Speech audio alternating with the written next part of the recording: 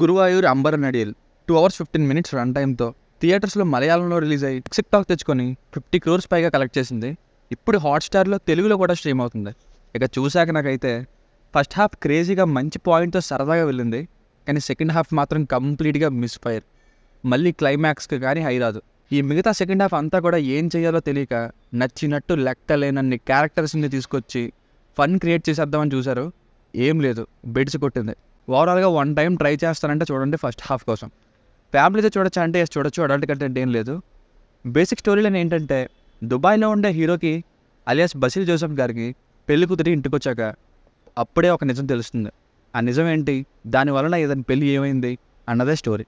Plus points: Salaar తర్వాత పృథ్వీరాజ్ సుకుమారన్ గారు చేయాల్సిన రోల్నే కాదు ఇది, కానీ స్టిల్ ఈయన అండ్ బసిల్ జోసెఫ్ గారు చాలా చోట్ల నవ్విస్తూనే ఎంటర్టైన్ చేస్తారు.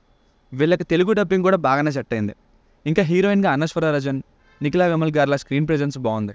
స్టోరీ కూడా కొంచెం సింపుల్గానే ఉన్నా సరే టిపికల్ మలయాళం సినిమాల స్టైల్లోనే యూనిక్ పాయింట్తో ఉంది.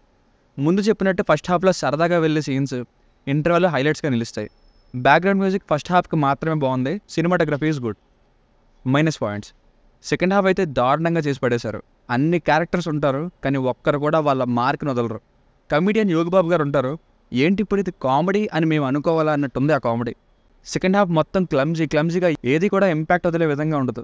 పృథ్వీరాజ్ సుకుమారన్ గారు మారినట్టు చూపిస్తారు. ఈ మాత్రం దానికి అలా ఎలా మారిపోతారు, అసలు లవ్ ఫీల్ ఎక్కడుంది సినిమాలో, ఏదో ఇలా పెట్టారు సో మనం అలా అనుకోవాలన్నట్టే ఉంటుంది.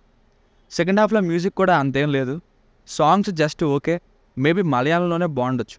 సో ఫైనల్గా మూవీకి వర్డిక్ట్ ఏంటంటే ఫస్ట్ హాఫ్ వరకు ఓకే గైస్ చూడొచ్చు, అలా వెళ్తుంది కామెడీతో, కానీ సెకండ్ హాఫ్నే టూ డ్రాగ్డ్ అనే ఫీల్ తెప్పించింది. It's 1 time watchable film. దీనికి రేటింగ్ వచ్చేసి నా ఒపీనియన్ 2.75/5. మీకు కనుక రివ్యూ నచ్చినట్లయితే మరిన్ని రివ్యూస్ కోసం మన ఛానల్ని సబ్స్క్రైబ్ చేసుకోండి. Thank you.